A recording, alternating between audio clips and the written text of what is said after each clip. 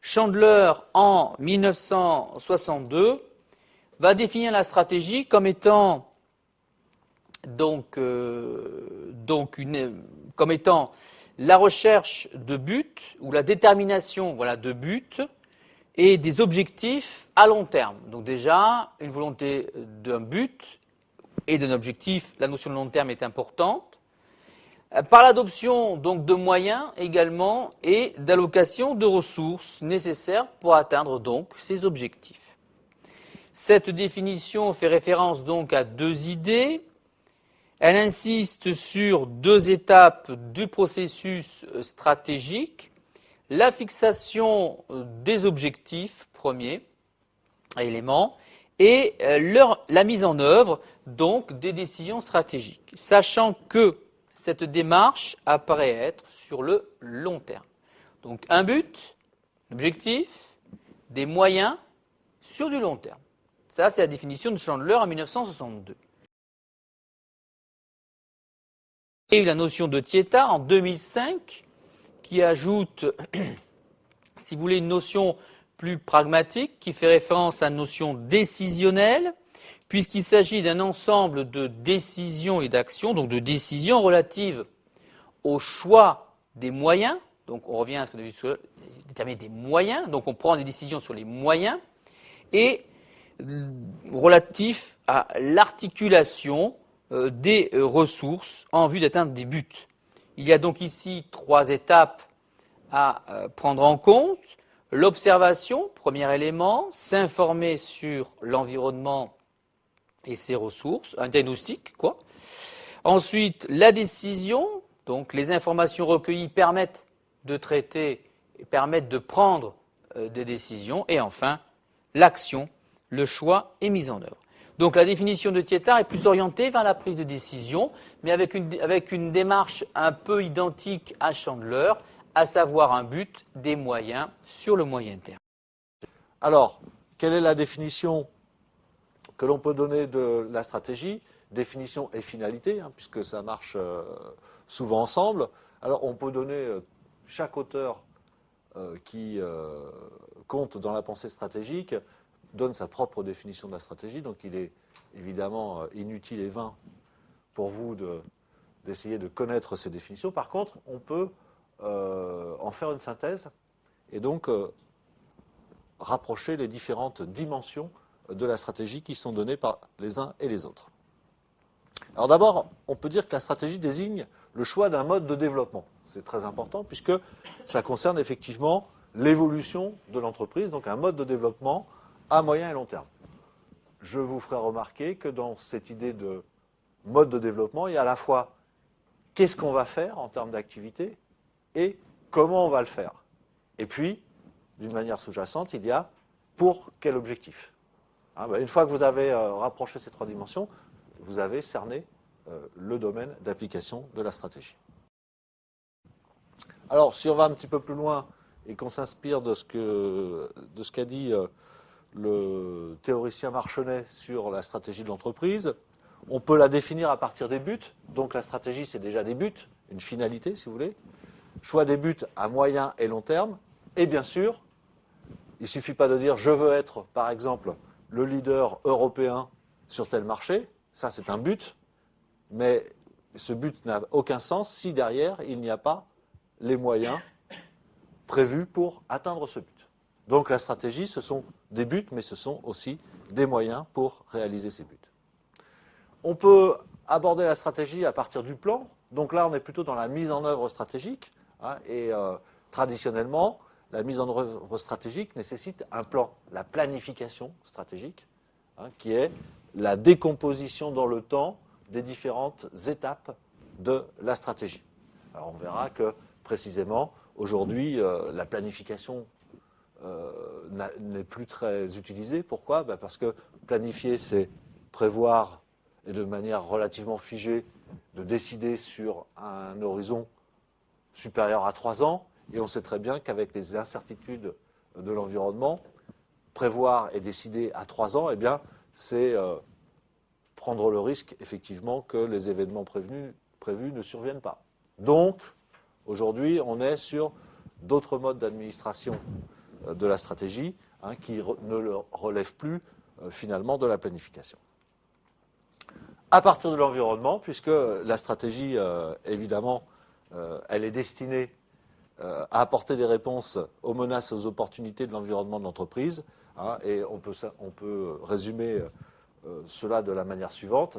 Il s'agit de la différenciation par rapport à la concurrence. On recherche par la stratégie des éléments de différenciation par rapport à ses principaux concurrents.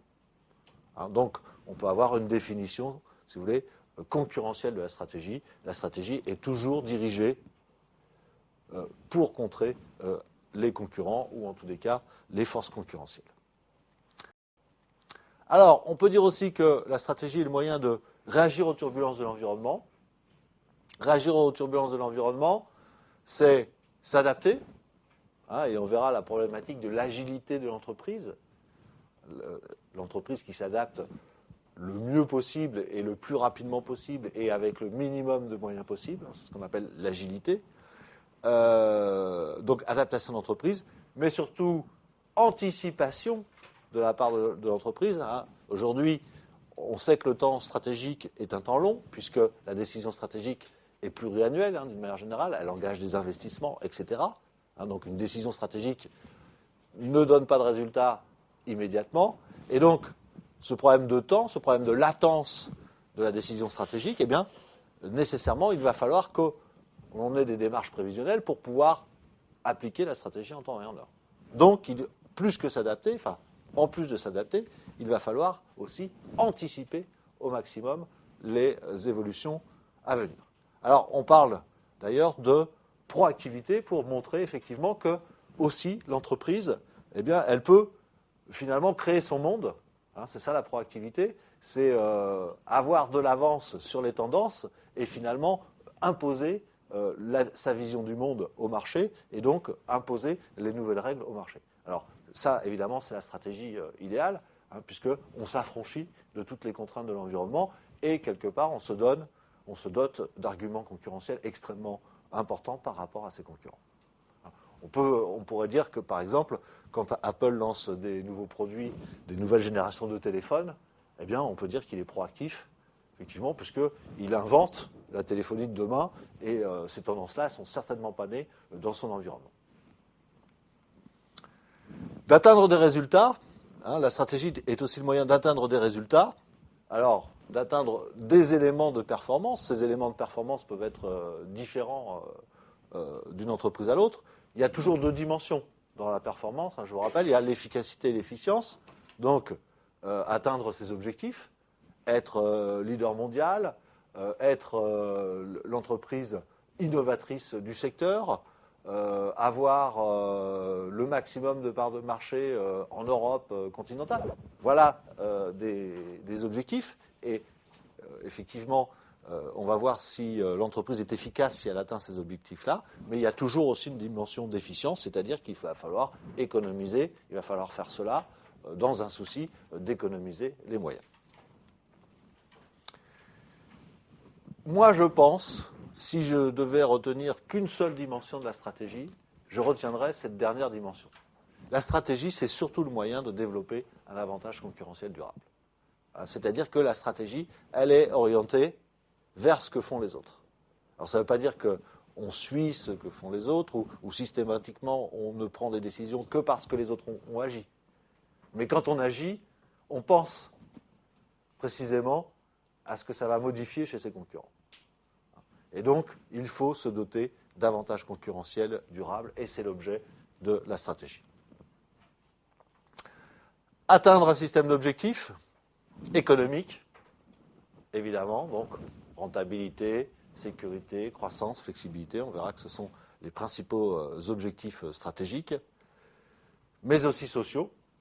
Aujourd'hui, on ne peut pas faire l'économie d'un plan stratégique dans lequel ne figurent pas des aspects sociaux, puisqu'il va falloir impliquer le personnel, puisque c'est le personnel qui met en œuvre la stratégie.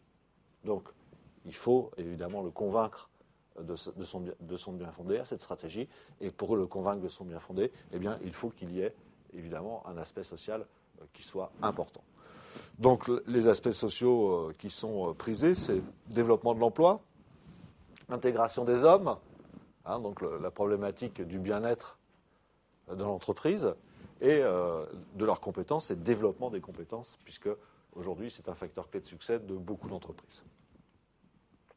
Enfin, troisième type d'objectifs, sociétaux et environnementaux. Hein, donc, quelle est l'utilité sociale de l'entreprise? Alors ça, c'est une problématique très générale. On avait déjà parlé de l'utilité sociale. Qu'est-ce qu'une entreprise à forte utilité sociale?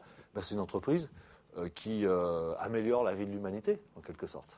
Et évidemment, il y a des dizaines de façons d'y arriver, hein, mais quelque part, ça veut dire proposer des produits déjà qui ne soient pas nuisibles, mais aussi qui apportent un réel plus à la vie des hommes. Donc, utilité sociale, contribution à la résolution des grands problèmes de société. Hein, on demande aujourd'hui de plus en plus aux entreprises de se mobiliser pour effectivement participer aux grands combats sociétaux. Et puis, évidemment, la dimension écologique, hein, les retombées de l'activité sur les équilibres écologiques. Vous aurez retenu là, évidemment, les principes de la création de valeur pour les parties prenantes. Hein, donc, on peut intégrer effectivement ces dimensions parties prenantes, ces dimensions responsabilité sociale, sociétale et environnementale de l'entreprise, évidemment dans la démarche stratégique. Et c'est un conseil que l'on peut donner aux entrepreneurs aujourd'hui parce que ces points-là seront de plus en plus déterminants pour le succès des entreprises. Donc on le voit des manières très différentes de définir la stratégie, hein, mais en règle générale, on retrouve à peu près les mêmes fondamentaux, à savoir choix des activités et des marchés, choix d'objectifs à moyen et long terme, et des objectifs qui ne sont pas simplement économiques, mais qui sont de plus en plus sociaux et environnementaux.